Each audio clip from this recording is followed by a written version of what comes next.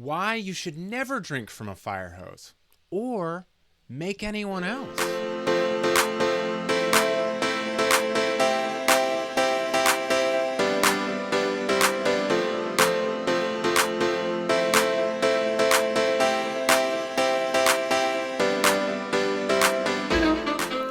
A note that I have on the wall beside me here says, "Don't drink from fire hoses."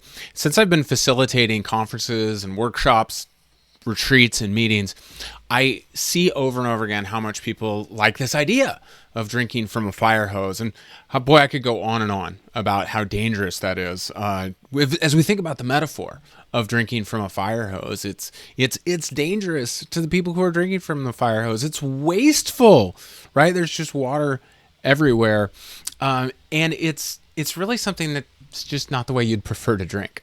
I remember years ago, I was at a youth camp in Central Oregon, and we put on with 400 campers the biggest food fight I'd ever seen. I mean, all kinds of like mustard and ketchup and these soaked oats and whipped cream. It was crazy, right? Everybody's clothes were just destroyed. And at the end of it, the volunteer fire department is a big property that's in a remote area. The volunteer fire department backs their fire truck down and starts hosing everybody down.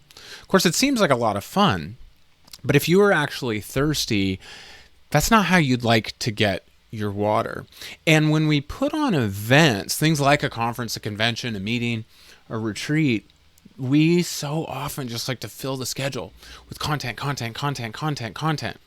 And it becomes like, and you've heard this phrase just a million times, drinking from a fire hose. And we really need to stop doing this at meetings because it just doesn't work. It doesn't provide value for the participants, for the audience. It causes our presenters and the people who bring the insight to just spew out a whole bunch of nonsense that doesn't get heard with the occasional nugget that gets grabbed, rather than focusing on bringing their best content, right? And then giving people time to actually to chew on it, to think on it, to like digest it and bring it into their system. Recently, I was leading a workshop of professionals on how to conduct better engagements, better gatherings. And I shared a brief story with them about how I transformed a drink from a fire hose meeting into a really valuable experience where we were able to bring the genius of the entire group out. And so I'd like to share that quick video with you and maybe help you rethink how you can conduct your meetings and stop making people drink from a fire hose.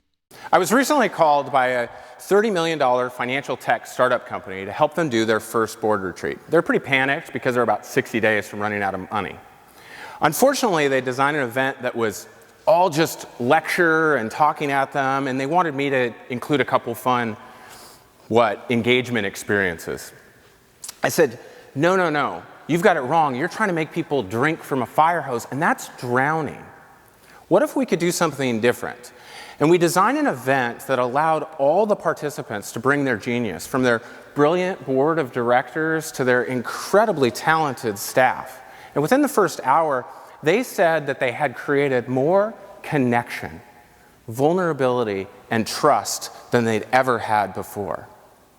We do this by no longer drowning people with a fire hose, but instead allowing all voices to be centered, inviting everyone in the room to bring their best.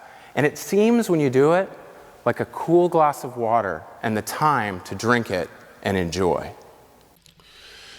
Well, there's a lot more that I can say about this approach that we're taking to redesigning, rethinking about how we gather people and what we do with the time when we have their time, their attention, their resources. But one of the great things that came out of that event, from that story that was just shared, is that the chairwoman of the board pulled me aside after the first hour and said, Josh, we just did in an hour what normally takes 2 days to accomplish with a group like this. And so over the next few weeks and months, we're going to be talking more about how we can rethink meetings. The first one thing we really want to get is to move away from the idea of making people drink from a fire hose, move away from the idea that more content, our value comes from the sheer volume of words we can spew at them, that's just not true.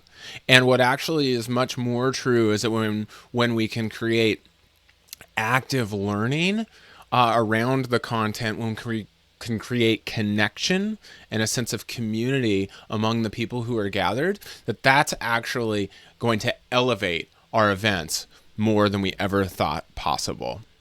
If I can leave you with just one thing, if you have the privilege of facilitating people in a conference, a convention, a meeting, a retreat, wherever you've got gathered people, the first most important thing is this: do not make them drink from a fire hose.